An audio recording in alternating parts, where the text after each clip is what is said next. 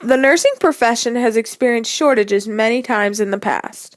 This pattern was cyclical, with periods of high vacancy rates followed by layoffs and an oversupply of registered nurses.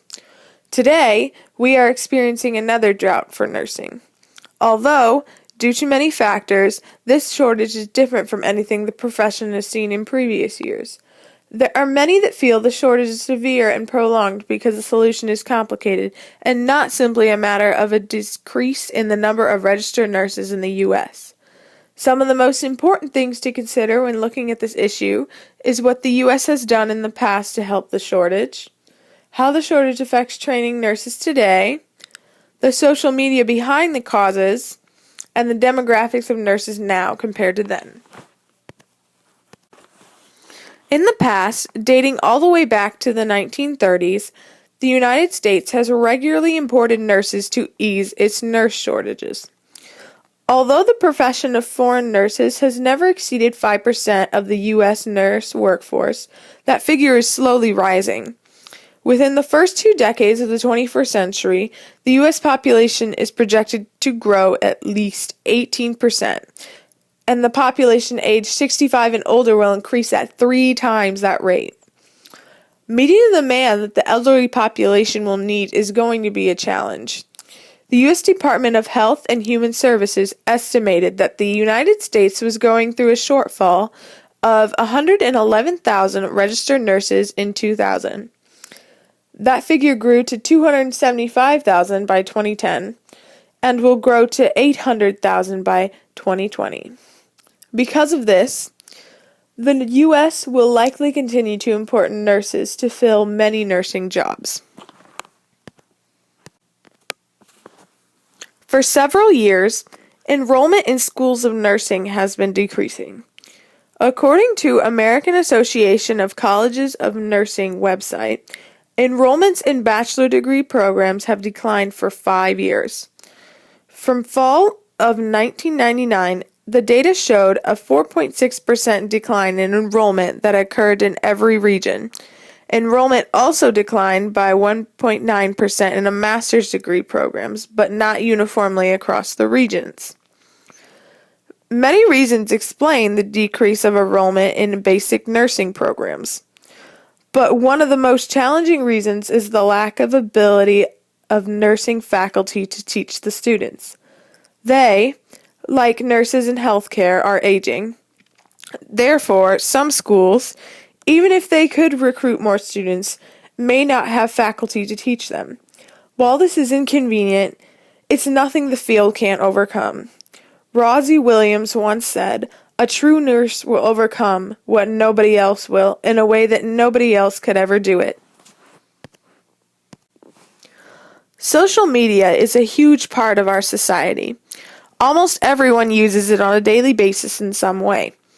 Research indicates that nurses are about a year behind the general public in adopting social media due to the lack of younger facility nurses to teach them using technology. A recent study shown that around 87% of nurses reported using the internet for professional reasons. 77 have visited Facebook, and a quarter have visited LinkedIn. The study also uncovered that only 11% of nurses use Twitter, compared to 20% of the general population. Nurses, however, are aware of social media potential, with 65% planning to use Facebook, Twitter, or LinkedIn in the future for professional reasons. The more social media is used in the nursing profession, the easier it will be to become a nurse, resulting in more people wanting and being able to go into the field, making the shortage less impactful to the U.S.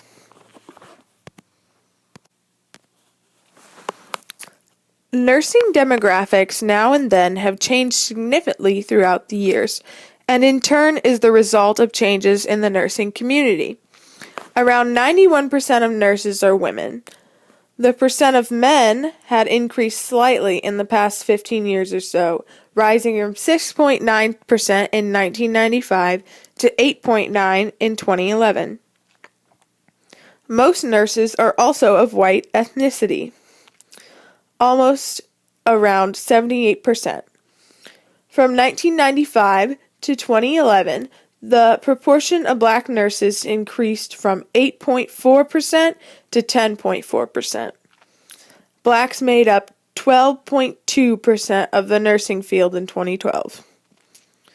The percentage of Latino nurses increased from 2.6% to 5.1%. Latinos represented 14.7% of the nursing field in 2012. The nursing population is aging and fewer people are entering the profession. The average age of RNs increased from 36 in 1980 to nearly 47 in 2008. Only 26.2% of nurses are under 40. However, nursing programs are producing over 150,000 graduates with RN degrees. Graduates are required to have a minimum of an associate's degree to be credited as an RN. There were 77,929 associate's degrees awarded in 2008 and 2009 school year. There were 68,883 RN bachelor's degree awarded, 9,049 RN master's degree, and only 380. The nursing field has had many shortages in the past few years. It is important that we address this issue so we will still have health care in the future. Everyone needs nurses to keep them healthy. We need to consider what the U.S. has done in the past to affect the shortage, and how we can use that to do better today, and better the situation to the best of our ability. While there is no one solution to the shortage of nurses, the people in the U.S. can always work to create greater opportunities for all who desire to become a nurse.